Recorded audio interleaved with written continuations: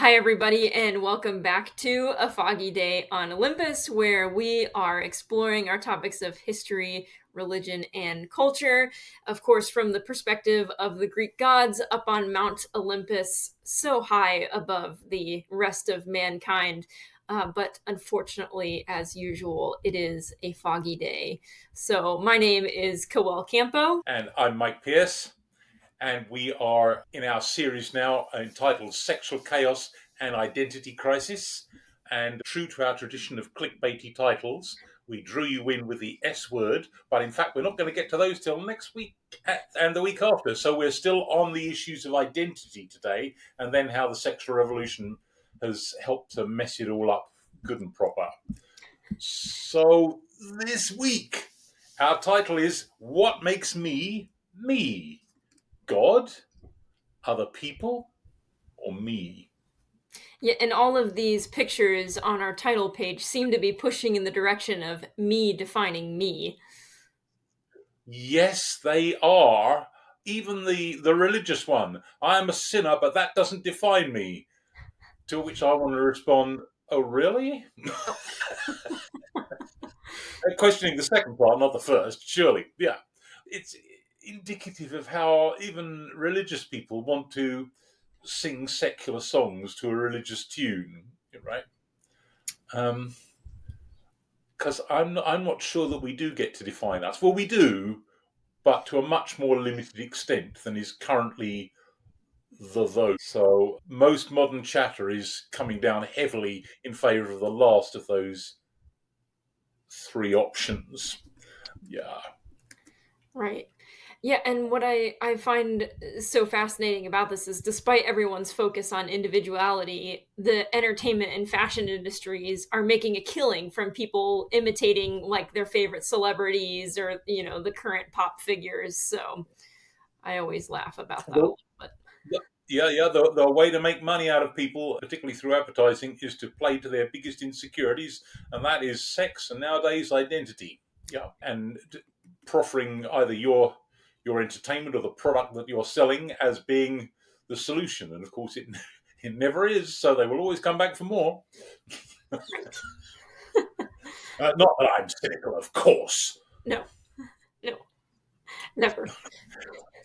Well, we are going to be riffing a little bit, well, significantly, in this episode off of this book by Carl Trueman, The Rise and Triumph of the Modern Self, of which Strange New World is a slightly simplified edition because The Rise and Triumph of the Modern Self, fantastic book, but kind of heavy going.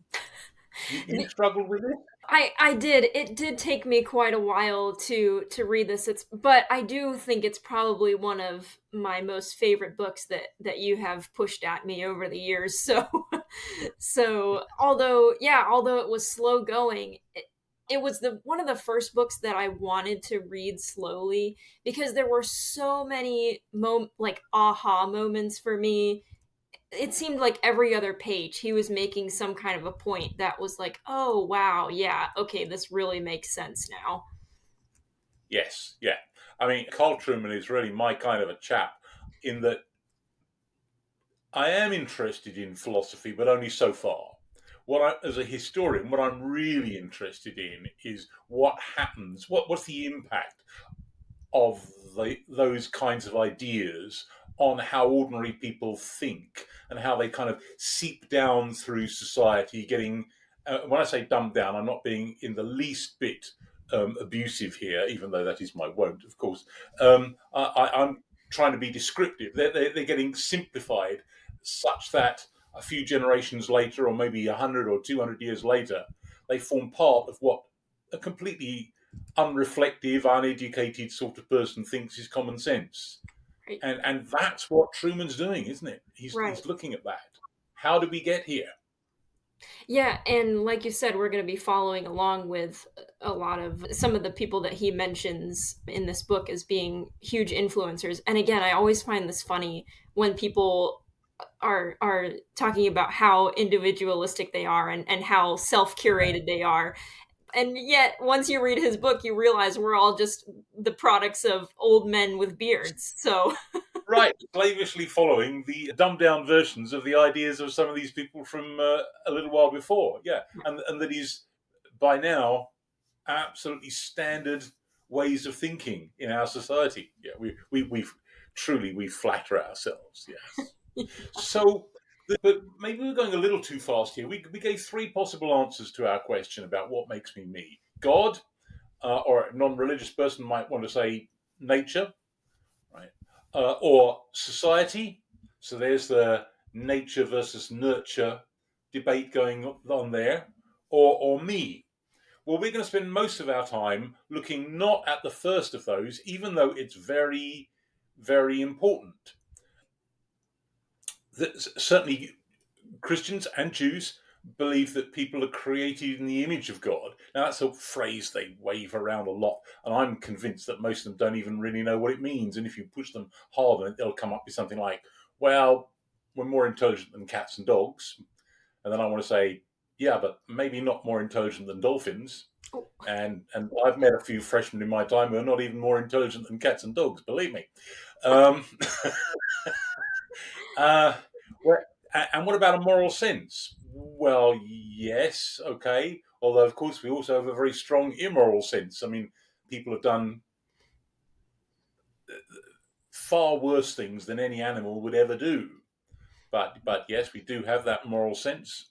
Sometimes Christians will piously say, well, they have an ability to relate to God, which is simultaneously true, but it's also like a very tight circular argument. I don't object to it completely on those grounds because most philosophical and religious arguments, and many others indeed, are actually circular arguments. But I have a queasy stomach. I like my circles to be kind of big.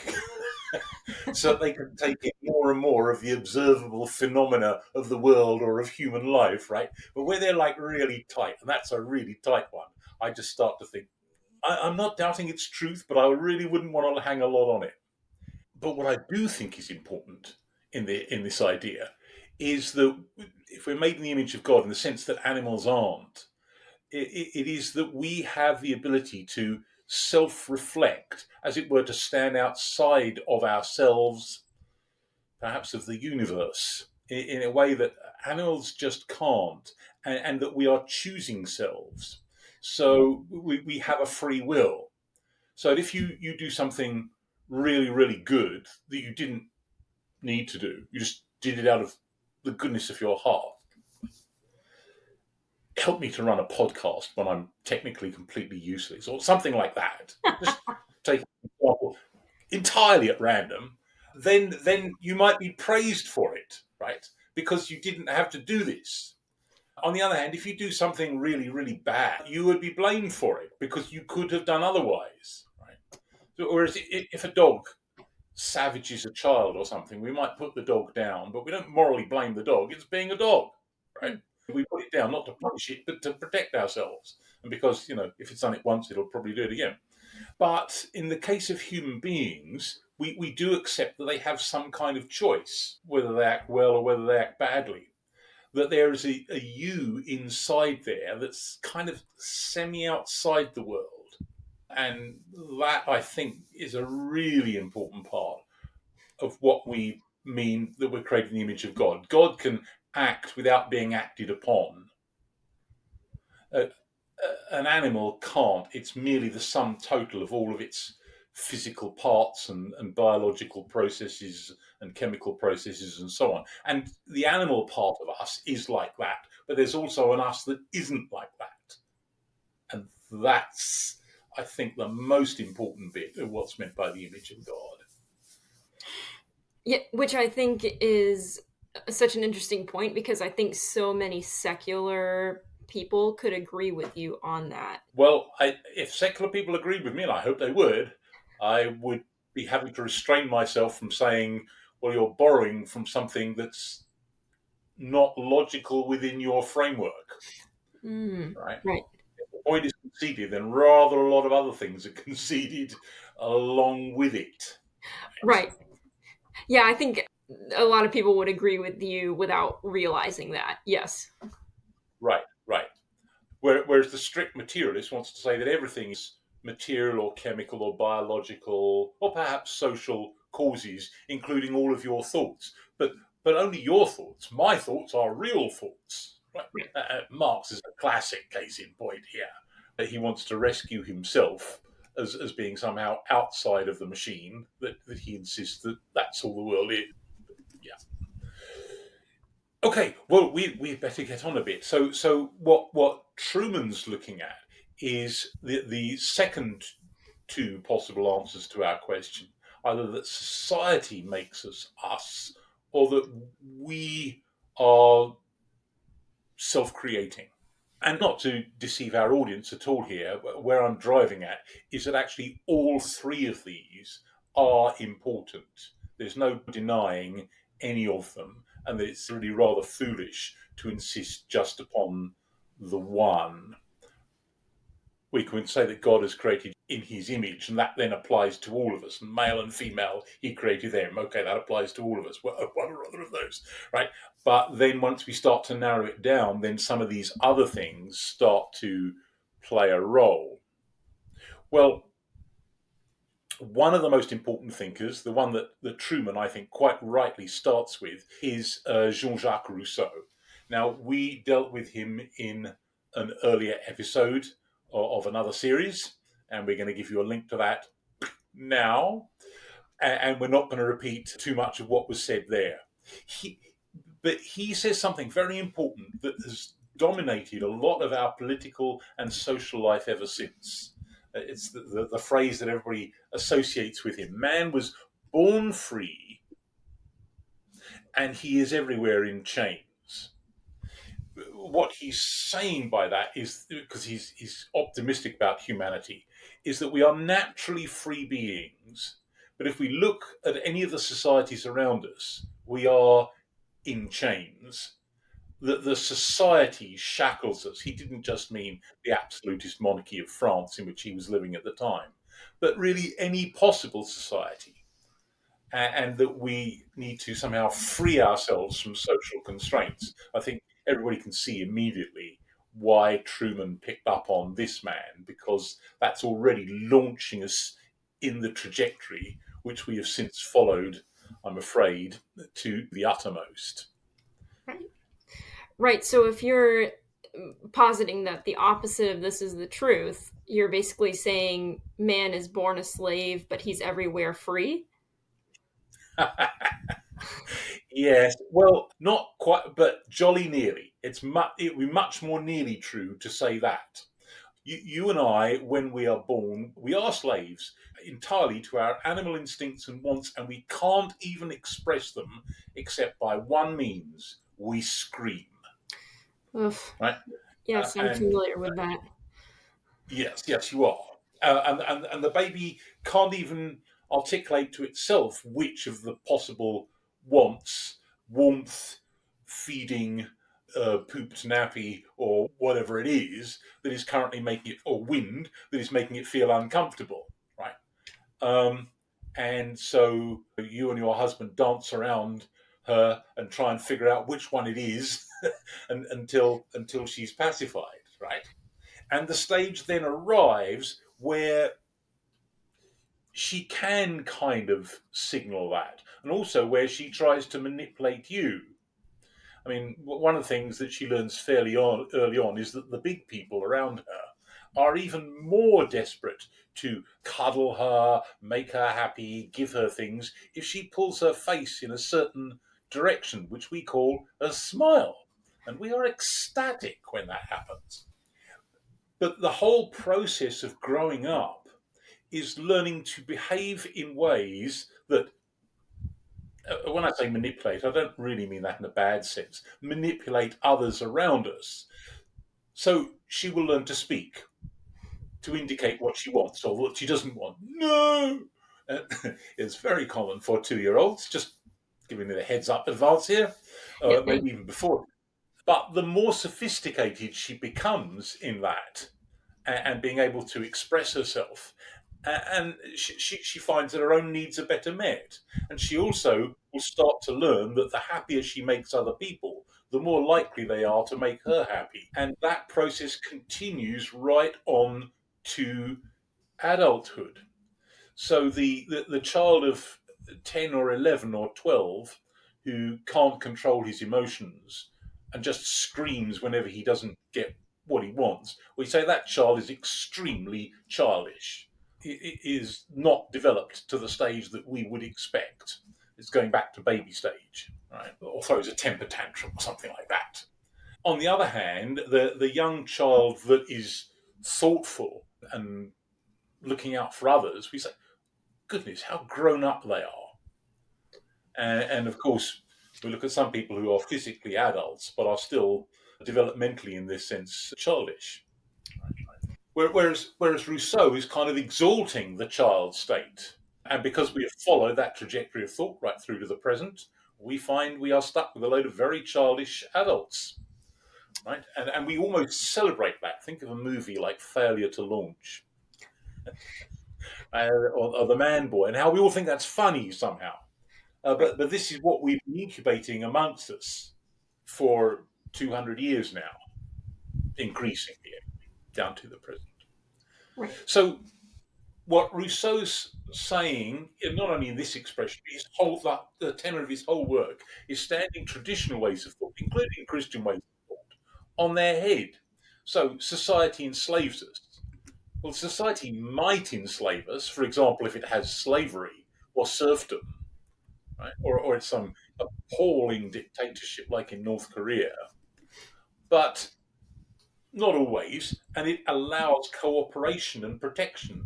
And insofar as we join the adult world, then we become more free. Right? We can't be free in any absolute sense, right? But we become as free as we possibly can. He insists that the authentic I is a natural being, uncivilized. People in themselves are good. Whereas traditionally it had been thought, and Christianity has gone along with this, that the authentic I is actually sinful. So a child should be trained up in the way that he should go, so that when he's old he will not depart from it. Right? Our animal instincts have reign when we're small, and that freedom and civilization consists in getting beyond that. He insists, perhaps with a little foresight here, that lots of people aren't going to want to accept his particular way of thought, that people must be forced to be free. And this is a precept which 20th century dictators have followed to the uttermost, right, enforcing their brand of freedom on people. I mean, it's just gibberish. If it sounds like gibberish, and in practice it is gibberish, it's gibberish. Government and politics hold the key to all our problems. That's the overwhelming inference that we draw from what he has to say as a whole. Whereas the purpose of government is basically to stop us from flying at one another's throats and to protect us from outsiders. It's much more minimal than that. And of course, according to Paul in Romans, it's to punish the wicked and protect the good, even if it rarely does so consistently. And of course, at the time that Paul was writing, the emperor was Nero, under whose rule Paul was himself put to death a few years later. So it's saying this is the purpose of government, leaving aside the issue of whether it actually does that. The Rousseauian direction of thought wants to insist that my bad actions are a result of circumstances. Despite all of these things, there is an inner me, a true self, who's good and pure.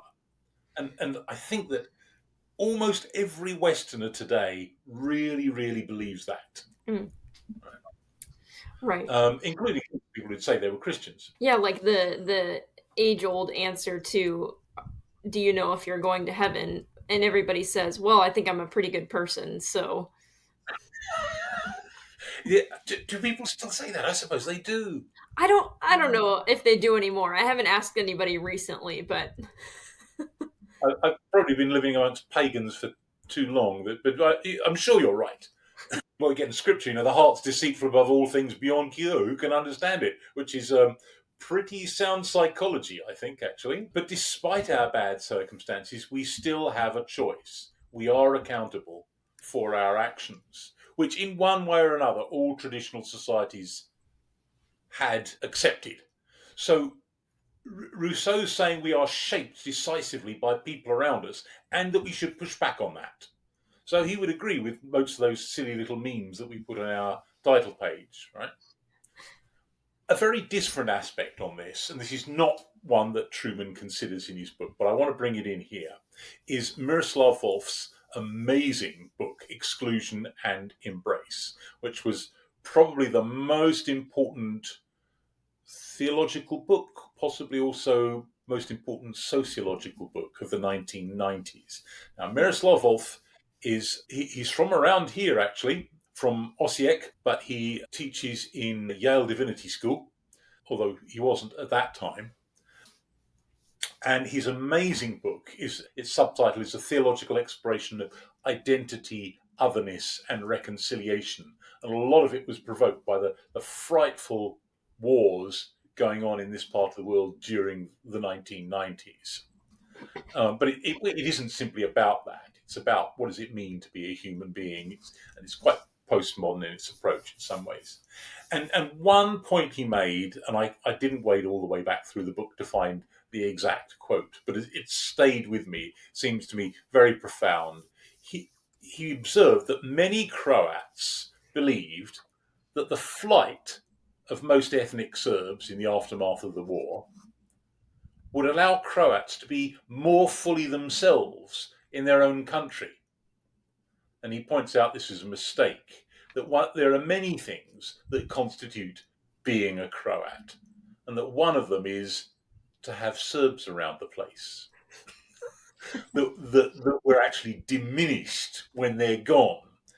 And that feeds into the whole general point that we are indeed defined to some degree by others, and that's a good thing, not, as Rousseau says, a bad thing. I think if I remember correctly, he's sort of making the point in this that your identity is in part defined by the things that you're not as much as the things that you are. And I think a lot of people get uncomfortable now with that idea being defined by the exclusion of something else. Right. Yeah, I think that's an important point. Yes, I think people vacillate on this quite a lot, don't they? Because when it comes to things like, say, political identities, they want to say, that they define themselves in terms of the thing they're reacting against. And as indeed was the case with the whole ethnic, excuse me, but nonsense here in the 1990s, right? That being a Croat is about being not Serb.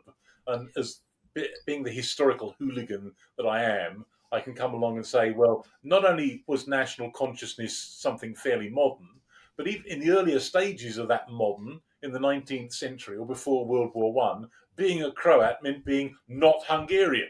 So we've changed the focus, right? People don't like to be reminded of those things. But on the positive side of this, I mean, it's true for everybody listening to this that you are defined in terms of the family members that you relate to, or your friends, or perhaps even by your enemies. They influence us for good or for ill, for repulsion or attraction over years. Help to make us us. I mean, I wouldn't be the person I am today. Maybe some people will blame him for this, but if it wasn't for the influence of say, my father, right, who's someone I really look up to, right? We better move swiftly on here before we start to reflect at all on whether you and I are actually shaping one another. What an appalling thought. Yes, quick, move along. I don't want to think about that any longer than I have to. Right. Moving swiftly on. Right. Staying with the society making me theme, we need to mention somebody else we've also come across before fairly recently in these podcasts, and that's Karl Marx, of course. And he wants to say that happens through economics, our economic relations, where we stand relative to means of production, and the social class that we are part of. So, who does Marx say that I am? Well, he says in the first place that I'm purely material. I'm an animal, because he is obviously a materialist and atheist. Christianity says I'm created in the image of God. Marx says that my primary identity is part of a social class. Yeah, the class identity never really caught on beyond a minority, though, did it? No, it caught on more widely than simply hardcore Marxist activists. There are a lot of people who like to think of themselves, and perhaps still do like to think of themselves, as working class, or indeed as middle class. Even for a load of them, they wouldn't say it's like but their primary identity, right? So Right. they were, for example, famously or perhaps notoriously, maybe sadly, loads of socialists and social democrats and so on in 1914, who certainly saw themselves as working class, nevertheless saw their national identity as being even more important and signed up to fight in World War One, whether in Britain or Germany or France. Right? And indeed, although the communist parties refused to do that, the more mainline socialist parties did in all of those countries. Whereas Christianity would say that we're defined by our relation to God vertically, but also by a wide variety of social relations, especially family and neighbours, not just some modern entity like class. Marx says that my identity is defined by its economic function, whereas Christianity certainly notes that, but says it's not only that. We shan't live by bread alone. Economics matters, but only as part of a wide range of important aspects of our life, not as a reductionist mantra, which is, of course, what it is in Marxism. And Marx says that I'm motivated only by economic interests, and that culture, religion, morality are a mere mirage. They're rationalizations of our what he considered real, that is, our material interests. Whereas traditionally, people have said, and certainly Christianity has said, that we are complex beings with a whole range of needs and desires: social, spiritual, physical, intellectual, emotional, and all the rest of it. Well, let's move on now to look at another thinker whom we haven't had cause to notice before, and this is Friedrich Nietzsche, and his idea that my will to power is what makes me me. So we're moving now away from society makes me me to I make me me. Yes, we are. We are, yeah. So Nietzsche is a German philosopher. He didn't just reject the idea of the existence of God, but he discerned that the Enlightenment had killed any possibility of a civilized life. I might be in danger of agreeing with him, at least somewhat, on the second point. So his books include Beyond Good and Evil. He thinks that there is no such thing as good and evil because that can only exist in a theistic universe, as we'll see in a moment. The Antichrist, The Will to Power, Twilight of the Idols. Well, this whole direction of thought actually seems to have driven him insane. I mean, for the last 11 years of his life, he was actually locked up in an asylum. I think this kind of proves the point that if you deconstruct things too far, you're just sort of left with nothing to live off of. Well, yes, that's right.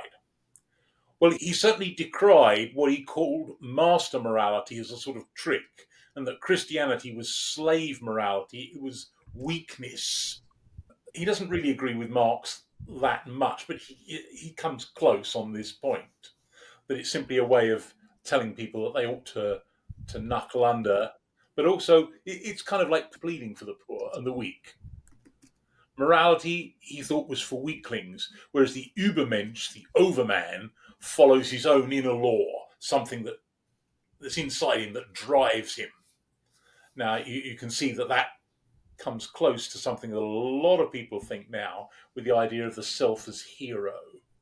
Right, I'll show them. Think of all the pop songs with a "they said we couldn't." Who's your they? It's practically paranoid. But this is dumbed down Nietzscheanism here. Right? Right. So now, defenders of Nietzsche today argue that the Nazis misused or misunderstood Nietzsche on this point, and they may well be right. And it's certainly true that Nietzsche, he wasn't an anti-Semite. He totally despised anti-Semitism.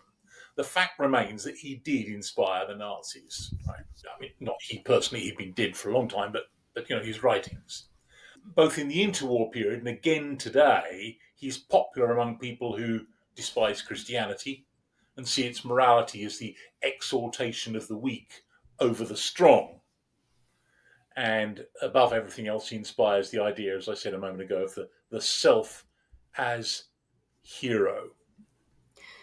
So is this kind of going back to, well, like you said, like with Marx, people viewing religion as an oppressive regime because historically it had been used that way?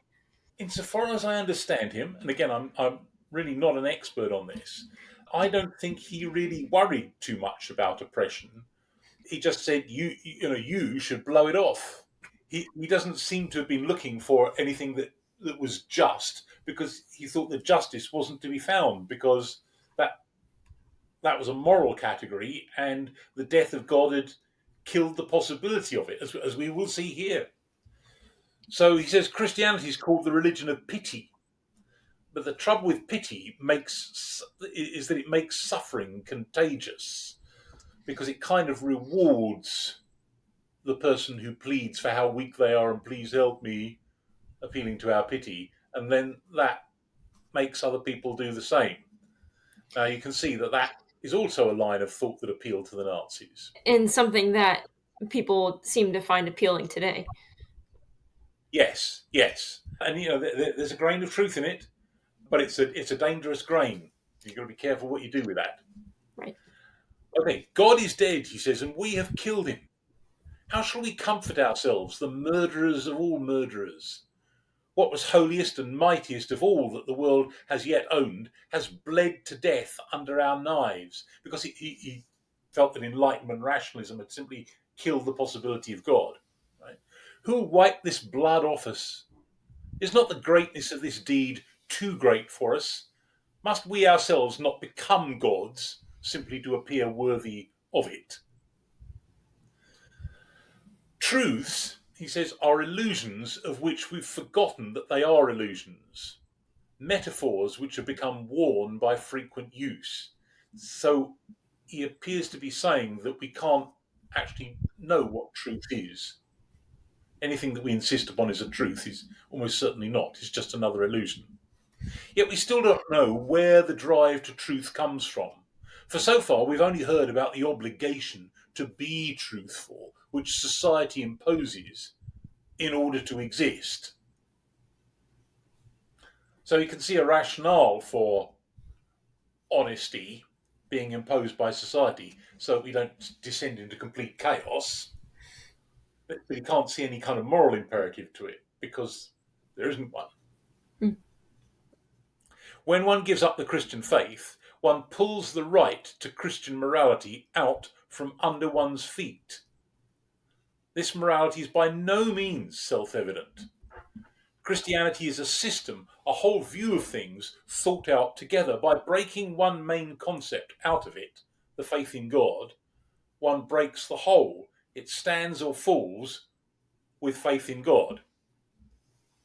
Now, some of the people we were considering a few weeks ago in the last of the apologetics series, or the last but one, have basically agreed with Nietzsche on this and said, well, we get into a fine old mess. And even though some of those people haven't yet become Christians, they're all starting to say, stop beating up on Christianity, because, we need it. Right. Right, because what he's saying is without religion, there's no reason to be moral, basically. Right, there's no up or down.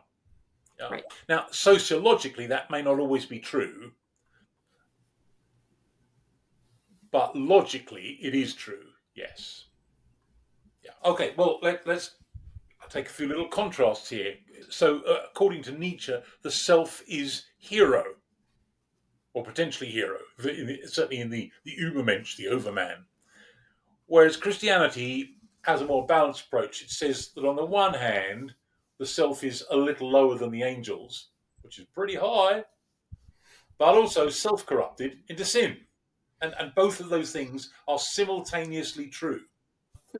The masses are to be despised. And again, one can see how that idea appealed to the Nazis. You appeal to the masses, but you actually despise them.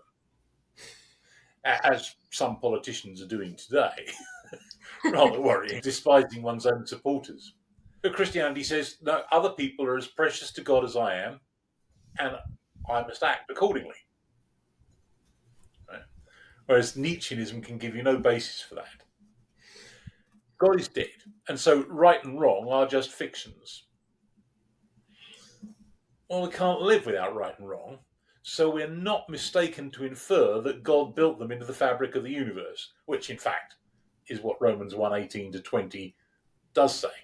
Right? And finally, as we observed a moment ago, he thinks that truth is an illusion.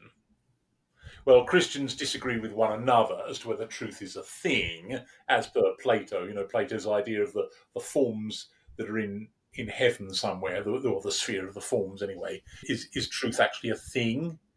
Or is it just a way of talking about the quality of true statements, ideas, and beliefs, as per Aristotle? Well, we're not going to dive into that one now. I have my own suspicions, but never mind that. But certainly all Christians agree that the truth is not simply an illusion. Right. I think we may have talked about this before, but once you sort of do away with absolute truth, like the Bible would put forth, then you can have everybody living their own truth, which is what people are doing now. Yes, I would fight shy of the word absolute because it's only come to be used fairly recently to bat off modern existentialism, right? Pre-modern people did perfectly well without it. But similarly, objective truth, I'm not actually very comfortable with that. It's far too vulnerable to the postmodern's jeering question, what's that, a view from nowhere? And then you and I will say, no, it's a view from God. And the postmodern will say, are you God? No. Okay, you heard from God. So you're interpreting what God has said. So you've got to be careful with that one, right? Right. So we need to be a little bit more modest, and I tend to avoid the absolute or the objective in front of truth. For that reason, people got on for thousands of years very well without those qualifying adjectives. Right. Right. But I guess the point being that there's no longer one particular truth that many people subscribe to. Now it's defined by the It's totally fragmented, yeah, and it's fragmented under the impact of the people that we're looking at here, really. Maybe, to be entirely fair to him, not Marx so much. Marx would have wanted to insist that his view was true, and he was merely wrong. But the others are starting to fragment truth quite badly, really. Yeah. Right. Well, pushing us further inside ourselves comes Sigmund Freud, and he wanted to insist that sexual desire is the main thing that makes me me. Now, his influence in the 20th century was absolutely enormous.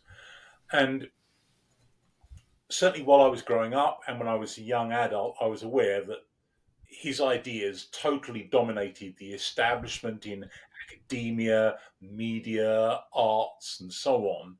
And then, without me paying very much attention, I realized that they'd all gone a bit quiet for about 20 years. And in recent years, it's surfaced again. Well, actually, no, we've realised this is a load of rubbish now. So he's not widely believed in. But his influence continues in a way that we'll notice in a minute. So his idea is that societies are shaped by what they forbid. And that what they forbid is generally sexual. He would say that societies problematize sex. Well, yeah, sex is intrinsically problematic for a whole host of reasons we could go into, but there we are. And that therefore people are motivated primarily by this. And this direction of thought continues to reign supreme in Western societies today, even if loads of his sort of psychological ideas around it and his psychoanalysis is largely discredited.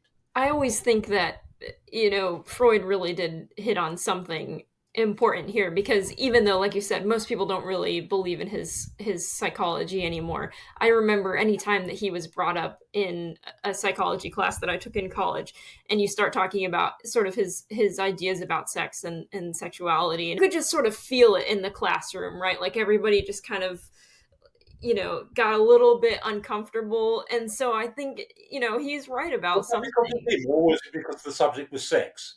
Well, right, yeah, I suppose it's true. I mean, this indicates why sex is intrinsically problematic, because it's where our greatest desires meet our greatest anxieties and vulnerabilities, which is precisely why advertisers play to it all the time. Right? Right. That's what you play to, because first you make the person anxious, and then you offer them a product that makes them think this will make them desirable or something like that, and it's sold. Or Mhm. you trope a gorgeous-looking woman over a sports car, or what? Well, no, you can't do that these days. But back when I was alive, that was done all the time. So yes, actually, the same thing basically is done, isn't it? Just a little bit more subtly these days. Yes. Yeah, yeah. And also, I think I'm living in a part of the world where one can get away with that a little bit more than you could in Western Europe or North America. Yeah. Right, right. I'm pretty sure, I don't pay close attention to such things, but I'm pretty sure that on some occasions, when American friends have come here and seen some of the billboards, they go, "By goodness, what is this?" And I'm thinking, "Oh, yeah, I suppose it is a bit." You've been thoroughly balkanized. Yeah, yeah. Well, yeah, maybe.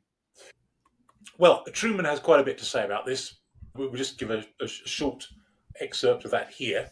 He says of critical importance to the modern age is Freud's development of both a theory of sexuality that places the sex drive at the very core of who and what human beings are from infancy, and the theories of religion and civilization that he connects to that theory. It doesn't matter that the strictly scientific status of Freud's theories is now methodologically and materially discredited. The central notion that human beings are at core sexual and that shapes our thinking and our behavior in profound, often unconscious ways is now a basic part of the modern social imaginary.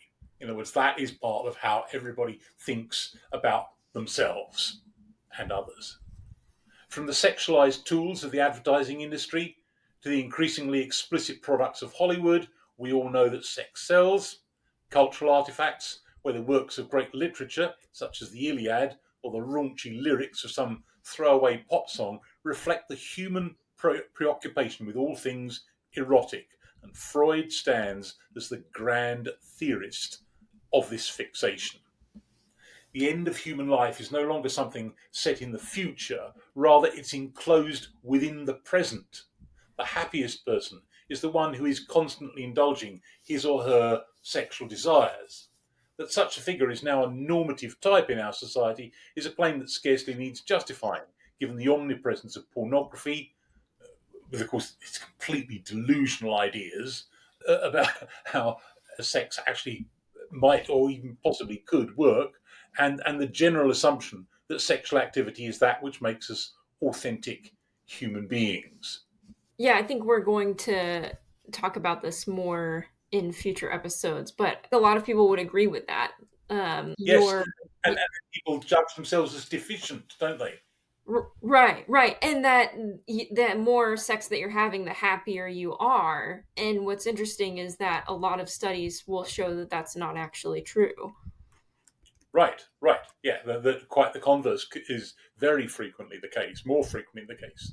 Yeah. But of course, that whole way of thinking is also behind a lot of what's happened, say, since about the 1960s, where we've been encouraged to be more and more open about these things as if that somehow makes us authentic. And all that Right. does is cause us to lose our dignity and our self respect as well as respect for one another's. And that makes us depressed. So, Hmm. yeah.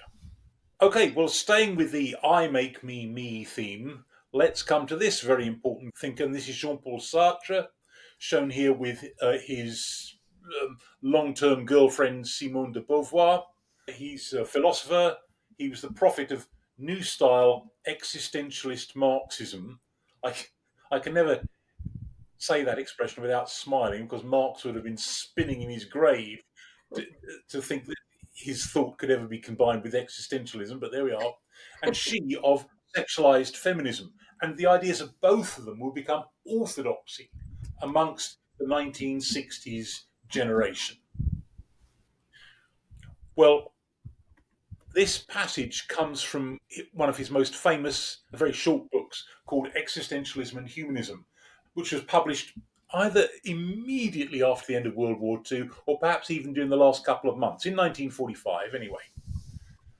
And he argues that we decide our own essence, our identity. And his key phrase is existence. Your existence, for example, precedes essence. So your existence determines the you-ness of you. So the existentialist, and he's an existentialist, the existentialist finds it extremely embarrassing that God does not exist, for there disappears with him all possibility of finding values in an intelligible heaven. So he's agreeing with Nietzsche then. There can no longer be any good a priori, since there is no infinite and perfect consciousness, God, to think it. It's nowhere written that the good exists, that one must be honest or must not lie, since we're now upon the plane where there are only men. Everything is indeed permitted if God does not exist. That's closely echoing Nietzsche again. And man discovers forthwith that he is without excuse. For if indeed existence precedes essence, and that's what Sartre believes, one will never be able to explain one's actions by reference to a given and specific human nature. Now, this is where he would part company with a lot of simple materialist atheists, as well as with Christians. Christians want to say there is a human nature because it's created by God. We're created in his image, right? But even materialist atheists would want to say, well, there is a human nature, but it's because we're a particular kind of animal. And he's wanting to get beyond even that. In other words, there is no determinism. And again, simple materialism would be highly deterministic. If matter is all there is, then the circumstances of this moment are the immediate product of all the circumstances of a nanosecond ago. And what's going to happen a nanosecond from now is entirely determined by what's the case now. So it's just a case of material or physical or chemical or biological forces playing themselves out, right? Whereas he wants to say that people are free, which is rather paradoxical. Man is free, man is freedom. Man is condemned to be free. Condemned because he didn't create himself, yet he's nevertheless at liberty. And from the moment that he is thrown into this world, thrown into it without a thrower, one understands, he's responsible for everything he does. You know, I don't like to be nitpicky, but I am nitpicky. People are without excuse. To speak about people needing an excuse implies that there's someone they need to excuse themselves to. If they're responsible, there's someone there they should be responsible to. But he's an atheist, so what's he saying? Right. Neither will an existentialist think that a man can find help through some sign vouchsafed upon earth for his orientation, for he thinks that the man himself interprets the sign as he chooses. He thinks that every man, without any support or help whatever, is condemned at every instant to invent man. So, in other words, all your choices are inventing who you will be. No rule of general morality can show you what you ought to do. No signs are vouchsafed in this world. The Catholics will reply, oh, but there are. Very well. Still, it is I myself, in every case, who have to interpret the signs.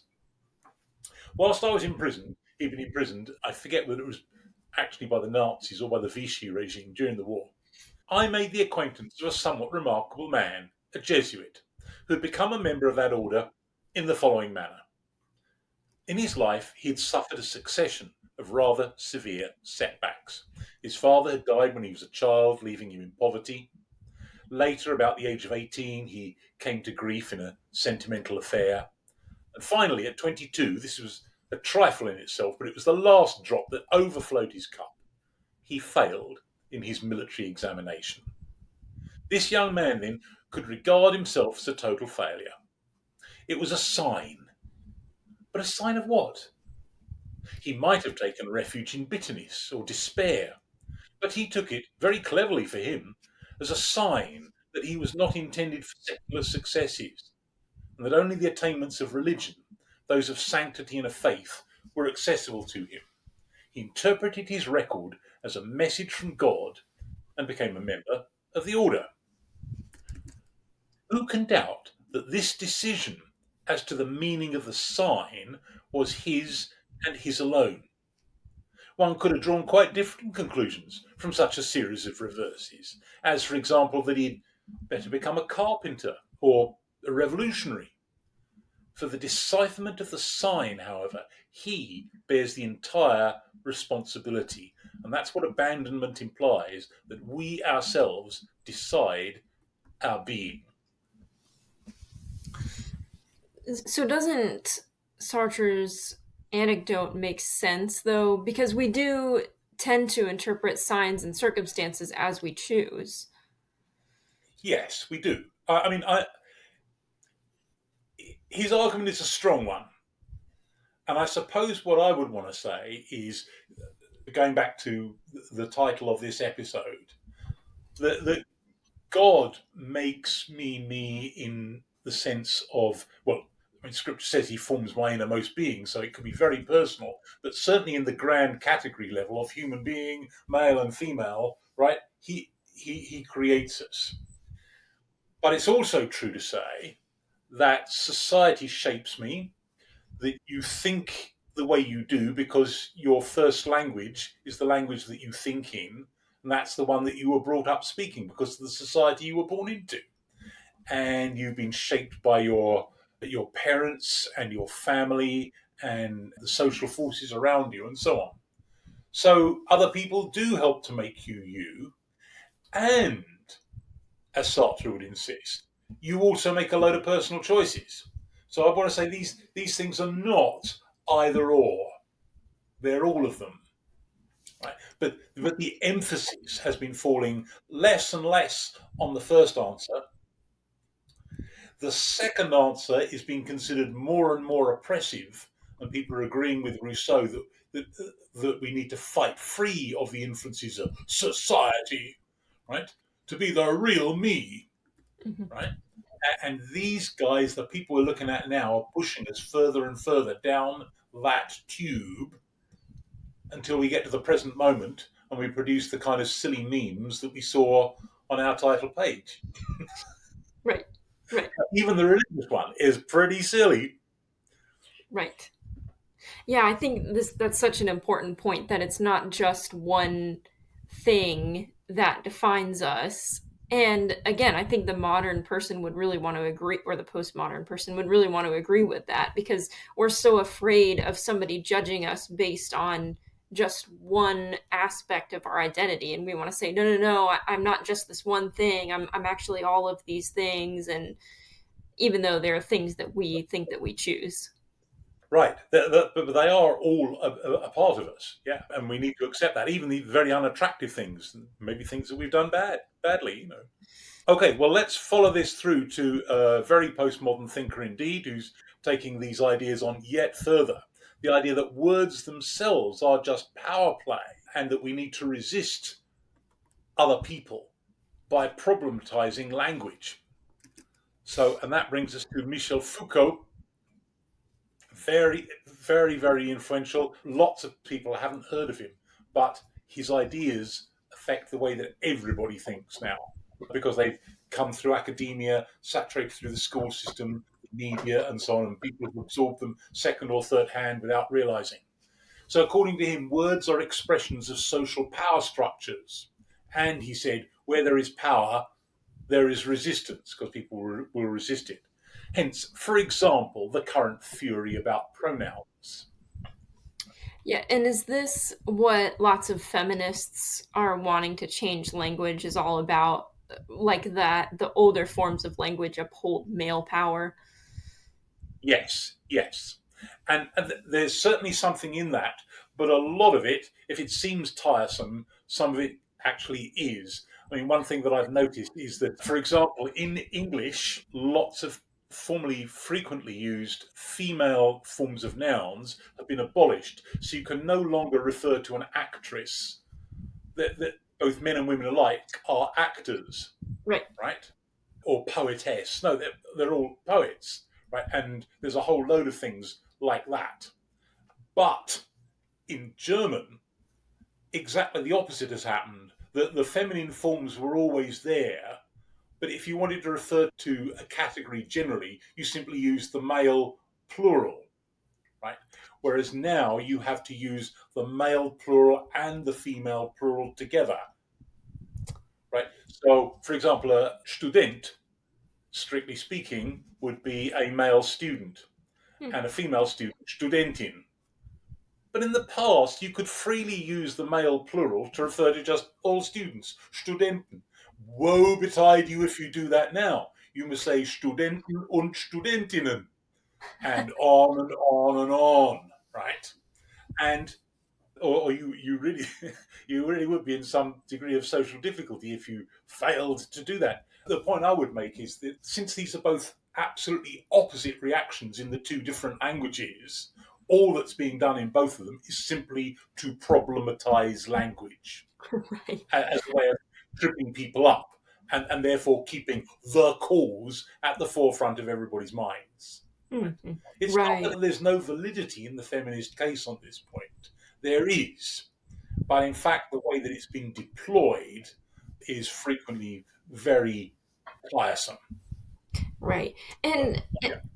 and funny to me because I would think if I was a feminist, which I'm not, that we would want to keep our own words like actress, that there's more meaning in having our own category rather than just being put together with the male words as well. Nicer, yes, yes.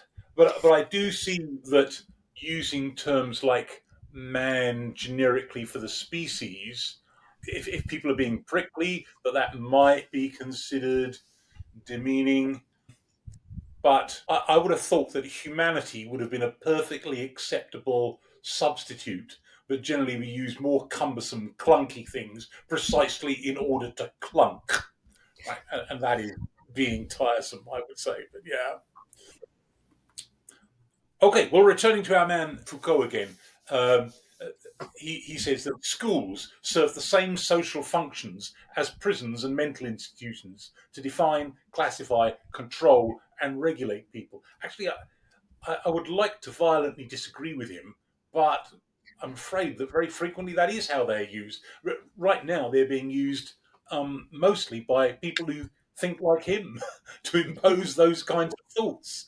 In a number of countries, they're designed to impose national consciousness, or in communist states, a Marxist thought or something like that, at least to establish some kind of norm. Whereas I'm the kind of dinosaur that thinks that schools would do a lot better just teaching people to read and write, be able to function better in society, and have a working map of the world inside their heads. Otherwise, they shouldn't be allowed outdoors without their mothers. But people like me are dying out fast. Yes. Right. So some key quotes from this guy here. Truth is linked in a circular relation with systems of power which produce and sustain it.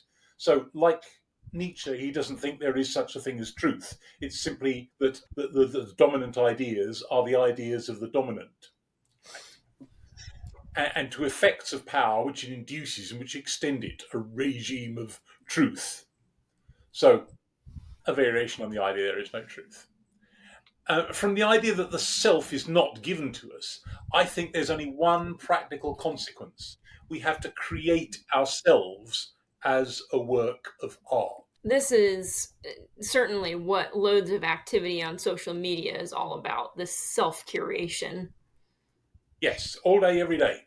Obsessive amongst a lot of people. I must admit, I'm quite encouraged by the fact that Australia has blazed a trail in banning under 16s from social media. Wow. Um, And I think the British are considering moving down the same route. And certainly I would hope that a lot of other countries do the same, because it's doing terrible psychological harm to people. But yeah, but loads of people do this right the way through their adult life.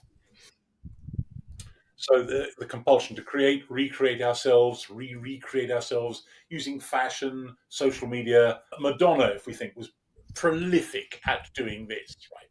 She was a different person every 6 months or so, something like that.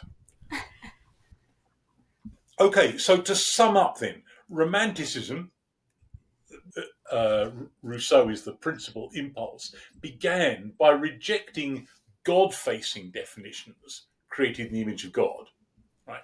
And we've now rejected all definitions of the self through other people. We insist upon a self-creation. So our three answers, what makes me me? Is it God? Is it other people? Is it me? So first, the God-facing explanation is minimized or simply ignored. And we've now got to the point where the other people aspect is being treated as oppressive, and we insist upon self-creation. But the result is that we are wretched. We have no idea who we are, and loads of people are filled with self-loathing. So all of these thinkers who've decisively shaped how ordinary people now think are increasingly extreme versions of the idea that we can create ourselves, that there is no such thing as a fixed self, and so we can be whatever we want to be. And because all past societies relied on force to maintain themselves, as all societies must, including ours, then breaking from that past is considered, in some sense, to be a liberation. I think it's back in the 1980s, Freddie Mercury and Queen. I want to break free, and I was always left thinking, what do you want to break free from? I mean, Freddie Mercury was gay. Was it? But by then, homosexuality was already legal. What are you wanting to break free from? Well, from the constraints of other people and what they might think, or perhaps just of living in this world. So this leads people to consider themselves as somehow victims of past power structures. And in fact, victimhood, real or imaginary, or a little bit of each, mostly it's the third, now gives a person moral power to assert themselves against others. But this absolute freedom leaves most people with a sense of meaninglessness, no identity, which was the original meaning, by the way, of Generation X. We have no identity. Right? That's where that comes from. And self-loathing. And it finally makes love impossible. It could even be construed as being oppressive of the loved one. So, I need to be me for myself. Right. Because love is like a continuing to choose someone over other people. Yes. And that's true not just in respect of your spouse, but of your other nearest and dearest. But it also implies a self-emptying, a non-fixation with yourself, and a self-giving, and that this whole mentality just makes that impossible. And that's one more thing that makes people feel so alone and helpless. So it's all part of this breakdown. And although we might disagree with a lot of what Freud says, the sexual revolution that comes out of the 1960s intensifies this enormously, with very, very practical consequences. And that's what we're going to be looking at next week. Right. All right. So don't forget to like and share our videos so that we can become rich and famous, as is the goal. By which I mean of course, we want to enlighten and help as many people as possible. That's the real ambition. Yeah. Yeah. Yeah. Yeah. Bye now, everybody.